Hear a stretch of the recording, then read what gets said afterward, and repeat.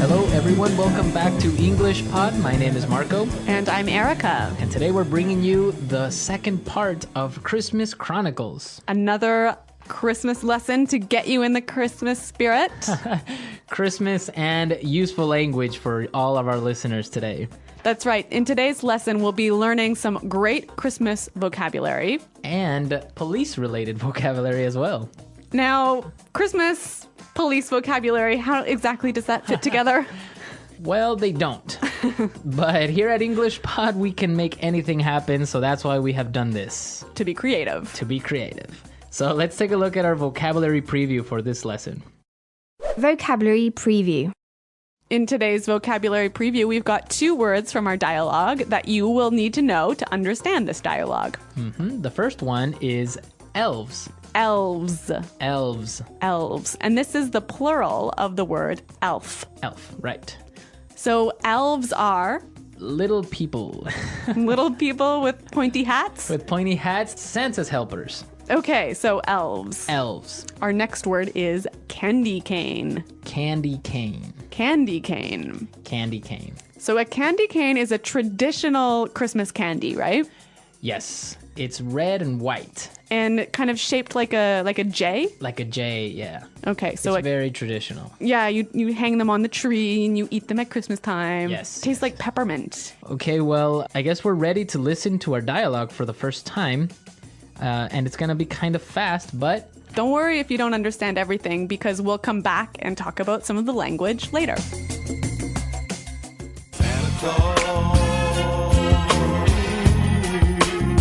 is coming straight to the ghetto. Really, fellas, you can't take me to jail. Don't you know who I am? Kris Kringle, you know. Papa Noel, Père Noel, Baba Natale, 圣诞老人. Yeah, we've heard that one before, haven't we, Joe? Yeah, last week we booked this guy who claimed to be the Tooth Fairy. Can you believe that? It's Christmas Eve, and I have all these presents to deliver. Where's your Christmas spirit? What'll happen when all the children wake up tomorrow and don't find any gifts in their stockings? Sorry, buddy, you were parked in a no parking zone. You were speeding, and you have no ID.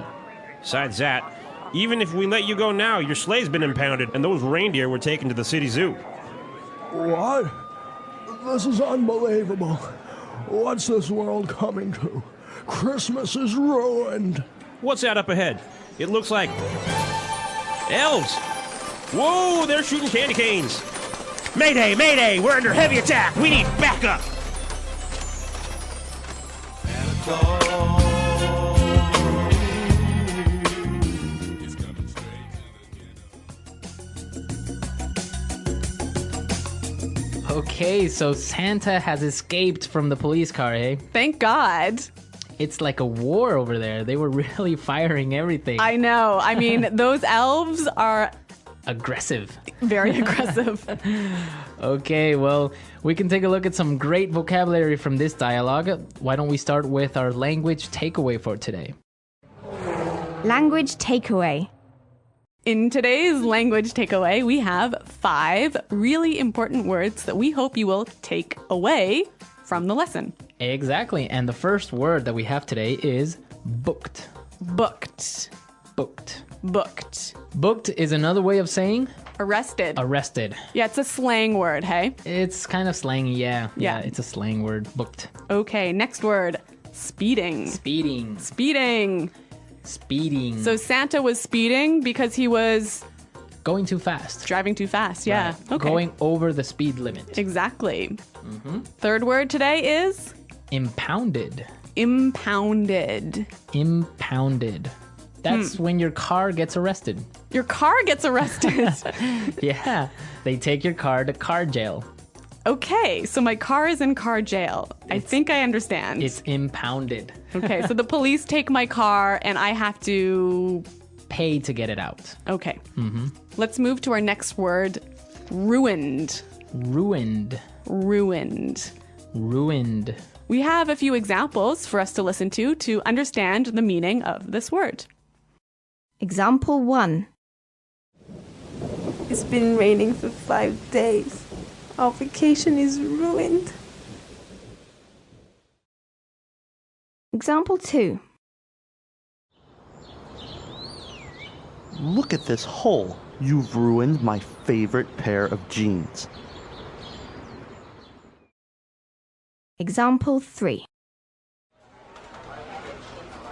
Sam, you've been caught stealing from the company. Your chances for a promotion are ruined. Okay, great examples. And basically, ruined means Destroyed. destroyed. Yeah, messed up. Messed up. Okay. Now for our last word, back up. Back up. So now for our last word. Okay. So now for our last word and language takeaway, back up. Back up. Back up. Back up. So backup is Help. help. Yeah. Right? So when you call for backup, you call for help. Yeah, you see it all the time in war movies, police, call for backup. Yeah. Right? I think, though, it's important to point out that here the pronunciation and stress of this phrase is really important, hey? Yes, yes. You have to say backup. Backup. Backup. Yeah. So both words are stressed at about the same level, hey? Backup. Because if you were to say back up, That means to move back. exactly. Yeah, it's different. So back up, back up. Yes, the stress is important. The stress. All right. Okay. Well, you know what? I think with those words in mind, it's time for us to listen to the dialogue a second time.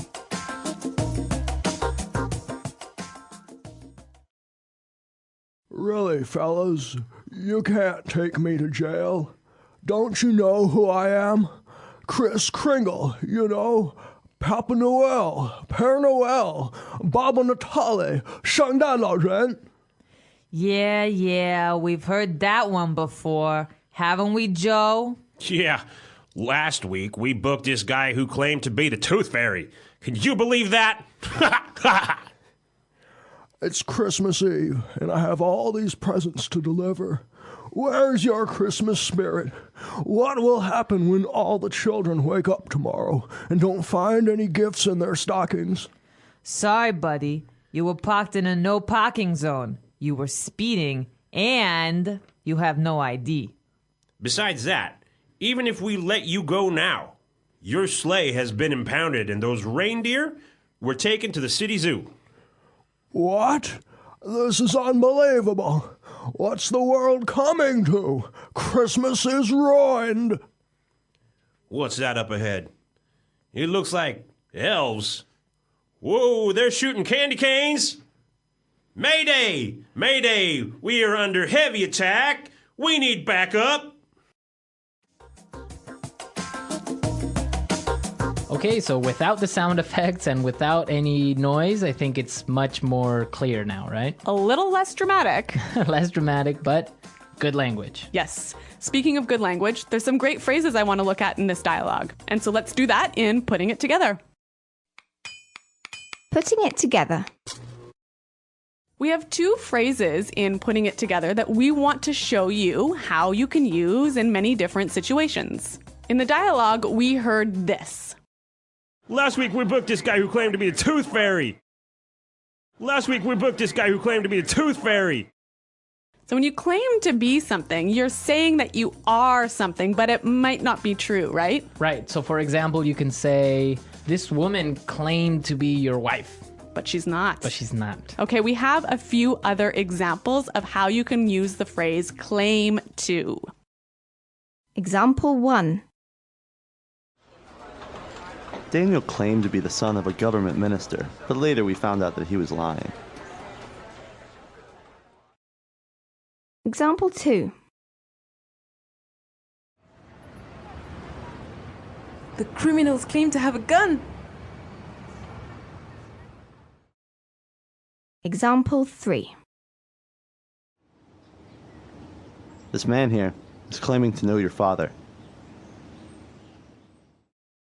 That's such a great phrase. Just by putting it together with another verb means something different, but still expresses that same idea. Right, she claimed to have a baby or something. Yeah. Okay. Okay, so let's move to our next phrase. Under heavy. Under heavy. Under heavy. So in the dialogue, they said we're under heavy attack. Right. You can also use this phrase in a couple of other ways. Example 1. We're under heavy attack. Example 2. We're under heavy fire. Example 3. The Prime Minister is under heavy security. So if you're under heavy fire, Means that there's a lot of fire. like gunfire. Gunfire, yeah. Yeah, not like fire. Yeah. Okay, and if you're under heavy security, It means that you have a lot of security, a lot of bodyguards, or a lot of. right, like a prime minister, a president would be under heavy security. Exactly. Okay. Couple of great phrases. Really good phrases, and with this, we can listen to our dialogue a third time. Santa Claus is coming straight to the ghetto. Really, fellas, you can't take me to jail. Don't you know who I am? Kris Kringle, you know. Papa Noel, Père Noel, Baba Natale. 圣诞老人. Yeah, we've heard that one before, haven't we, Joe? Yeah, last week we booked this guy who claimed to be the Tooth Fairy. Can you believe that? It's Christmas Eve, and I have all these presents to deliver.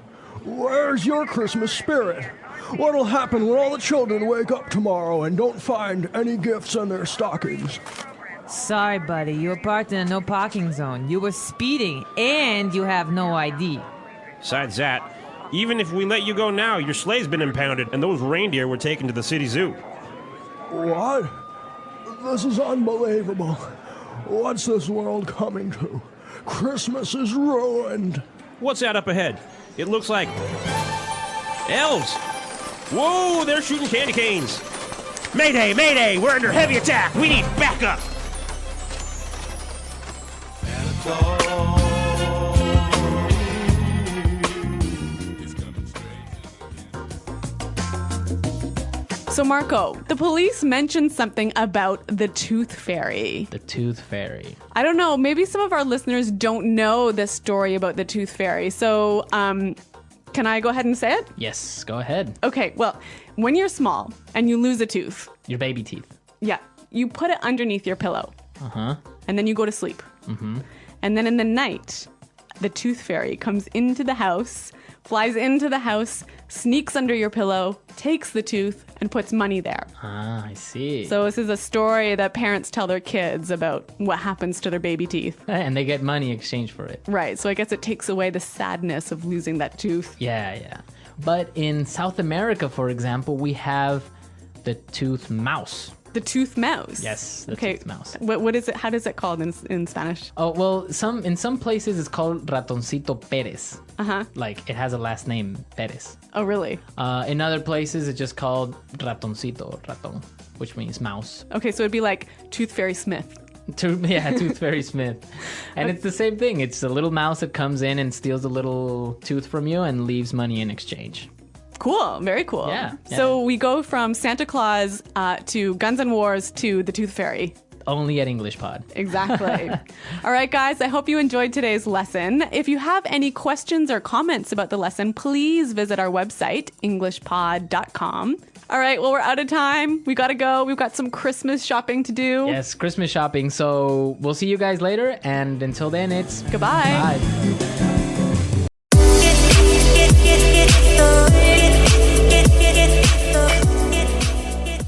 Welcome back, everyone. Today, we're diving into the magical story of Beauty and the Beast. This timeless tale isn't just about enchantments and castles. It's about finding true beauty and kindness within.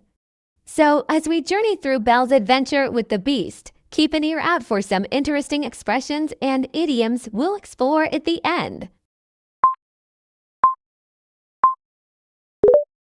Once upon a time, there was a wealthy merchant who had 3 daughters. The youngest, Belle, was beautiful, intelligent, and kind-hearted, unlike her older sisters, who were vain and selfish. Belle enjoyed reading and found happiness in simple pleasures, while her sisters wanted only luxurious things. The merchant adored Belle for her gentle spirit and humility.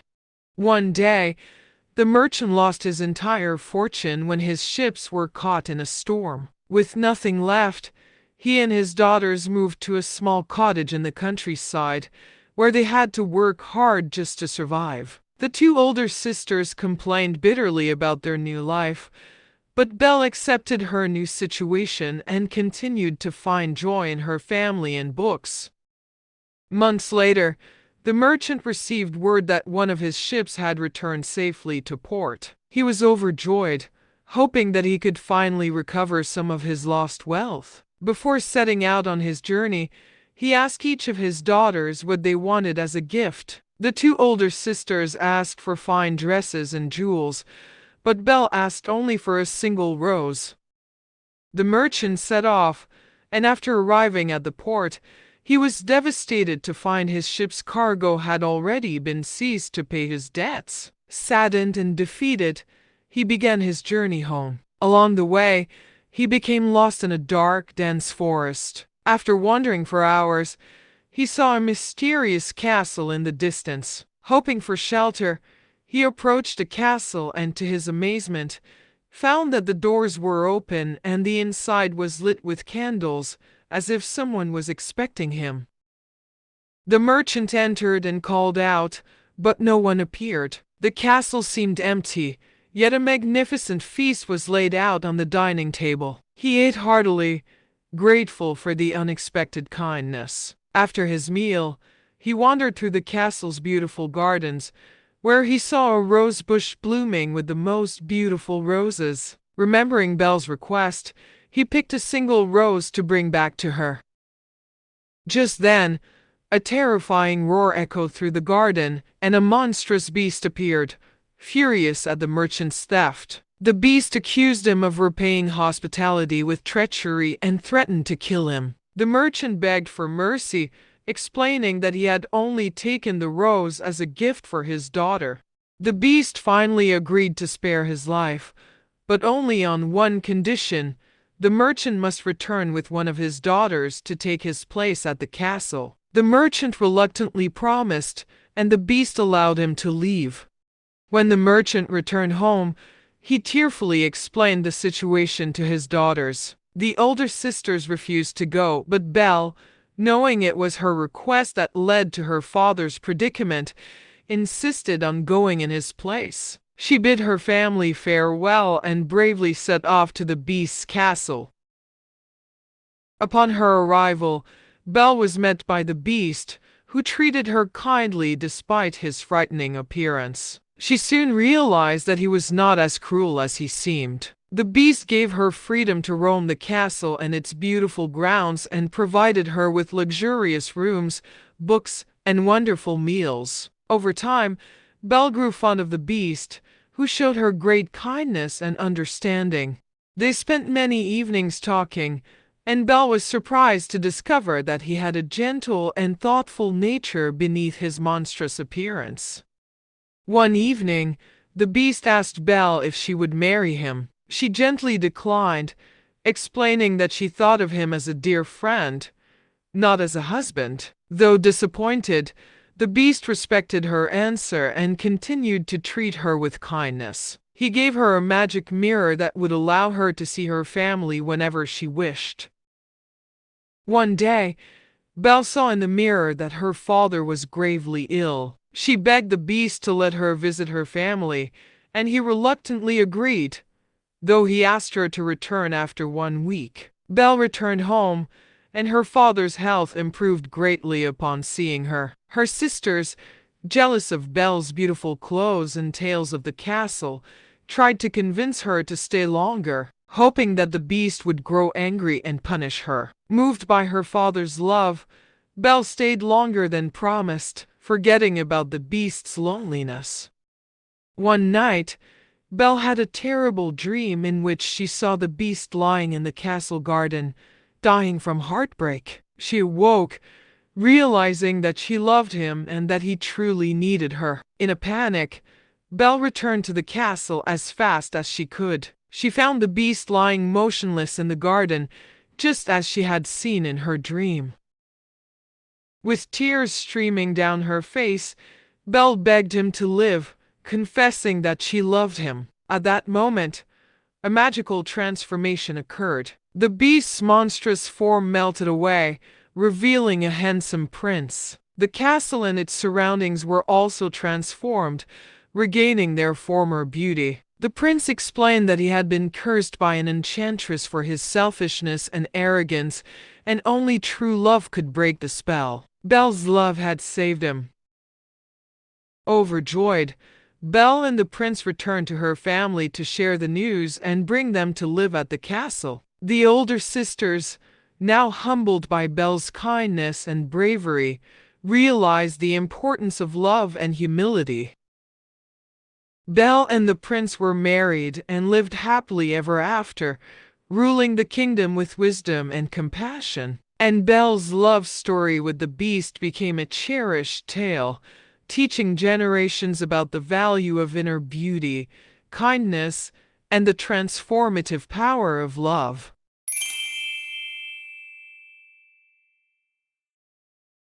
Explanation of idioms and phrases. Let's break down a few key phrases and idioms from our story.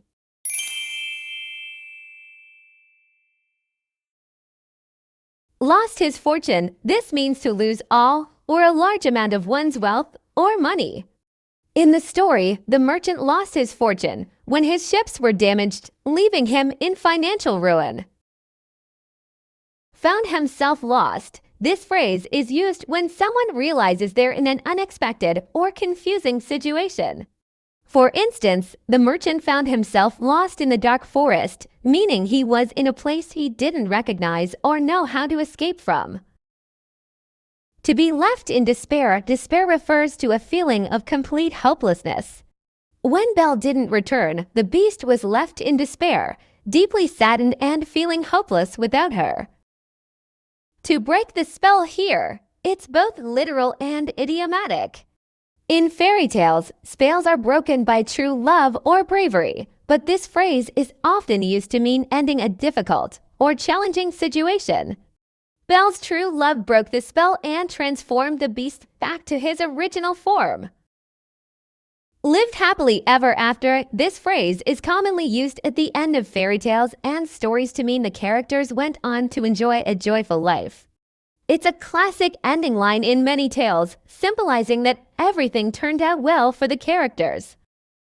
Thank you for joining us on this enchanting journey through Beauty and the Beast. This tale reminds us that true beauty lies within and that kindness has the power to transform. If you enjoyed the story and our idiom explanations, be sure to like, subscribe, and hit the notification bell for more stories and language tips. Let us know in the comments which idiom or phrase you found most interesting. Until next time, keep exploring, keep learning, and take care.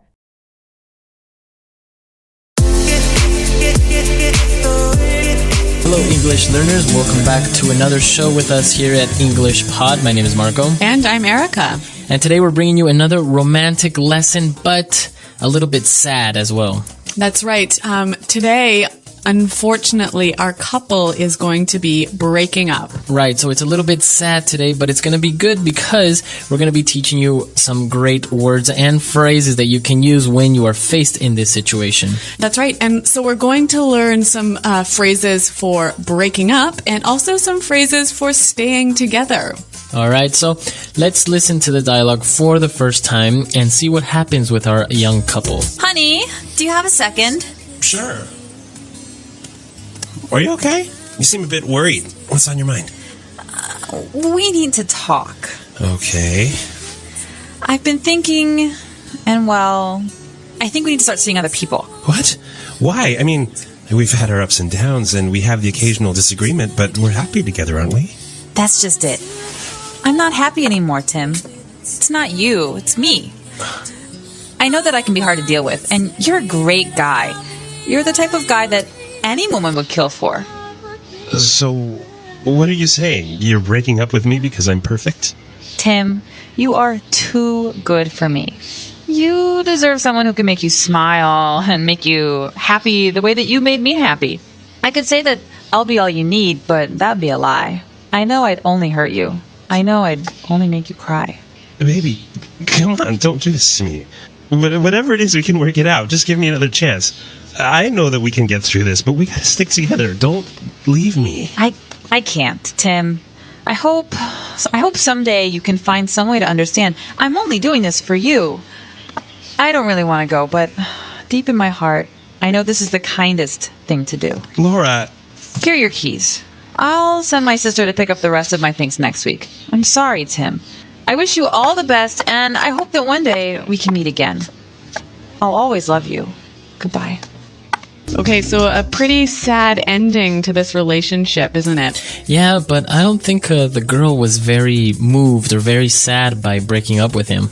I wonder why. Maybe she's got some other boyfriend somewhere else. Maybe. Well, as you mentioned, we listened to some great phrases, and it's time for us to take a look at them now in Fluency Builder. Fluency Builder. Okay, here we're going to focus on phrases that people use when they break up. So maybe you've heard these in movies, and we're going to look at the meaning now. All right, our first phrase, as we heard, she started by saying, "We need to talk." We need to talk. All right, so it's a very direct sentence. We need to talk. So when you tell someone, we need to talk, you're telling them that you want to talk about a serious thing, right? Right. So if somebody tells you we need to talk, you know that you are going to talk about a very serious matter. Yeah, a problem or a breakup or something. And after that, she told him that they should start seeing other people. Start seeing other people. Okay, I think we need to start seeing other people. To see other people. All right, so this is very easy to understand. Yep. It means to date other people. Okay, so it basically means that you will break up. Yep. It's an indirect way of saying that, right? Yeah, you're not saying, "Hey, let's stop dating." You're saying, "Oh, well, maybe we should date other people," and kind of giving the idea that you will still date each other, but everyone knows you won't. All right, so let's start seeing other people. Now for our third phrase. She says, "It's not you, it's me." It's not you, it's me. It's not you, it's me. Now, this is a very cliche phrase, and you hear it all the time in movies, and, well, some people still use it, right? Yeah, everyone says this. I've heard this. I've said this. Okay. It means basically, I'm the problem. You're not the problem. I'm the problem. Right, so I am breaking up with you because it's my fault, not your fault. Yep. So it's kind of a nice way to break up with someone, but actually, everyone knows that it's kind of a lie. Not true, right? Yeah. It is you. Yep. You are the problem. Yeah. All right. So it's not you, it's me.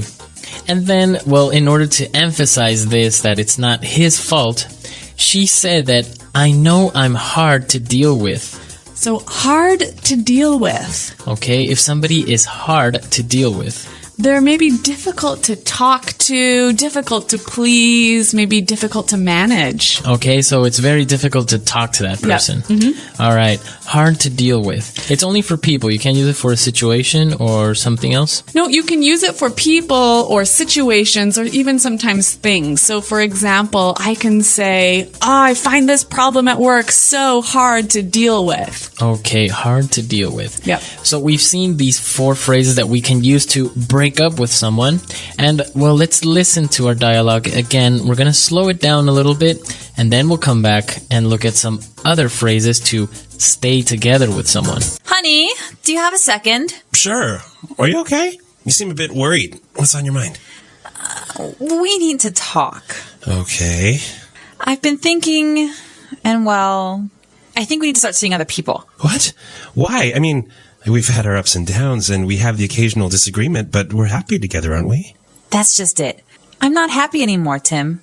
It's not you, it's me. I know that I can be hard to deal with, and you're a great guy. You're the type of guy that any woman would kill for. So, what are you saying? You're breaking up with me because I'm perfect? Tim, you are too good for me. You deserve someone who can make you smile and make you happy the way that you made me happy. I could say that I'll be all you need, but that'd be a lie. I know I'd only hurt you. I know I'd only make you cry. Baby, come on, don't do this to me. Whatever it is, we can work it out. Just give me another chance. I know that we can get through this, but we gotta stick together. Don't leave me. I can't, Tim. I hope someday you can find some way to understand. I'm only doing this for you. I don't really want to go, but deep in my heart, I know this is the kindest thing to do. Laura. Here are your keys. I'll send my sister to pick up the rest of my things next week. I'm sorry, Tim. I wish you all the best, and I hope that one day we can meet again. I'll always love you. Goodbye. Okay, so as you said, we're now going to focus on the phrases you use to stay in a relationship with someone. So let's look at those now in Fluency Builder Part 2.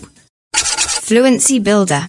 So the girl was trying to break up with him, and he kept on trying to convince her to stay. That's right. And one of the things he said was, we've had our ups and downs. We've had our ups and downs. Ups and downs.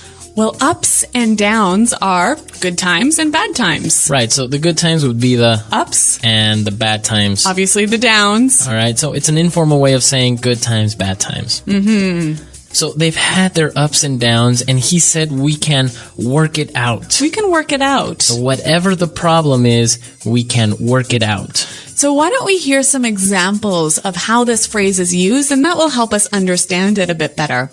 Example 1. Peter and Claudia were having some problems, but they finally worked out their personal differences. Example 2. We need to work out a new marketing plan for this upcoming quarter. Example 3. After an hour, I finally worked out the answer to this math problem. Okay, so to work something out means to find a solution for it. To solve the problem. To solve the problem. And again, he kept on insisting and saying, well, we can get through this. We can get through this. Okay, get through this. So to get through something. What does it mean to get through something? Well, basically to survive a difficult situation. All right. Or live through a difficult time. Okay, so for them, the difficult time was this in their relationship. Yeah, or maybe you're having a problem at work and you might say, hey guys, don't worry, we can get through this. Just give us one more week. Okay, very good. And well, as he was saying that they can get through this, he mentioned that they have to stick together. To stick together. We gotta stick together. Stick together. So again, to stick. So when something sticks together, it stays together like glue. Right, so they have to be a team and not separate in order to solve their problems. Exactly. It gives you the idea that they're going to work together and stay together. Okay, very good. So let's stick it together. All right, so again, we have 4 great phrases to convince somebody or to say that you want to stay together in a relationship, right? Yeah, that's right. So I think it'll help us to understand these if we hear them one more time in the dialogue. Honey, do you have a second? Sure. Are you okay? You seem a bit worried. What's on your mind? We need to talk. Okay. I've been thinking, and well, I think we need to start seeing other people. What? Why? I mean, we've had our ups and downs, and we have the occasional disagreement, but we're happy together, aren't we? That's just it. I'm not happy anymore, Tim. It's not you, it's me. I know that I can be hard to deal with, and you're a great guy. You're the type of guy that any woman would kill for. So, what are you saying? You're breaking up with me because I'm perfect? Tim, you are too good for me. You deserve someone who can make you smile and make you happy the way that you made me happy. I could say that I'll be all you need, but that'd be a lie. I know I'd only hurt you. I know I'd only make you cry. Baby, come on, don't do this to me. Whatever it is, we can work it out. Just give me another chance. I know that we can get through this, but we gotta stick together. Don't leave me. I can't, Tim. I hope someday you can find some way to understand. I'm only doing this for you. I don't really want to go, but deep in my heart, I know this is the kindest thing to do. Laura. Here are your keys. I'll send my sister to pick up the rest of my things next week. I'm sorry, Tim. I wish you all the best, and I hope that one day we can meet again. I'll always love you. Goodbye. All right, so breaking up can be a difficult situation, especially if you're the one breaking up, right? Well, I guess it's never happy if you're the person who's being broken up with or you're the person doing the breaking up. But you know what? I really noticed that a lot of the phrases the girl used to break up were very like cliche, like you said. They were very Common. too common, and kind of a joke almost. So the phrase, it's not you, it's me, it's one of them. Yep. And she also said, you deserve better. You deserve someone better. Yeah. That's a very common one, saying like, I'm not good enough for you. Yeah, but again, it kind of just, it loses its meaning, doesn't it? And also another phrase that's very cliche, but it wasn't in our dialogue, was maybe the timing is just not right. Yeah, people say that all the time. Yeah, so they say, no, the timing is not right. It's not the appropriate time to be together. Yeah, that's just an excuse for not wanting to date that special person. Exactly. So it can be a difficult situation, and people do it every day through letters, sometimes through the phone. In this case, they were breaking up in person. So listeners, why don't you tell us if you have any stories of breaking up with someone, or maybe somebody broke up with you? That's right. Try and use the language in this lesson and visit us on our website at englishpod.com and leave us a comment. All right, we'll see you guys there, and until next time. The English Pod Audio Review. Listen to the meaning, then say the vocabulary word. Good times and bad times. Ups and downs. To cancel or postpone. Call off. End the romantic relationship. Break up. To begin living a stable and orderly life. Settle down. Solve, overcome. Work out. To live together in a sexual relationship, especially when not legally married. Cohabit. Solve, overcome. Get through. To form or make a proposal, especially of marriage. Propose. Stay together and help each other. Stick together. Be sexually unfaithful to one's partner in marriage. Cheat on. Let's try that faster. Solve, overcome. Work out. Solve, overcome. Get through. To form or make a proposal, especially of marriage. Propose. To live together in a sexual relationship, especially when not legally married. Cohabit. Be sexually unfaithful to one's partner in marriage. Cheat on. Good times and bad times. Ups and downs. To begin living a stable and orderly life. Settle down. Stay together and help each other. Stick together. To cancel or postpone. Call off. End the romantic relationship. Break up. Now say the word and hear it in a sentence. Ups and downs. We need to think about the ups and downs of getting a dog. Ups and downs. Every relationship has its ups and downs. It's completely normal, so don't worry about it. Ups and downs. There are many ups and downs of living with your parents, but I have no other choice. Break up. Carol was very sad when her boyfriend decided to break up with her. Break up. I think that you need to think about why you are breaking up with Jim. He's a great guy. Break up. Betty, I really care about you, but I think it's time we break up. I'm sorry. Work out. Peter and Claudia were having some problems, but they finally worked out their personal differences. Work out. We need to work out a new marketing plan for this upcoming quarter. Work out. After an hour, I finally worked out the answer to this math problem. Get through. I finally got through this difficult homework assignment. Get through. Our company is having some very difficult problems, but we are confident that we can get through this. Get through. The president is implementing new tax policies in order to get through the recession. Stick together. We have a better chance of surviving out here in the woods if we stick together. Stick together. Laura's family stuck together throughout the economic crisis. Stick together. No matter what happens, we are sticking together, okay?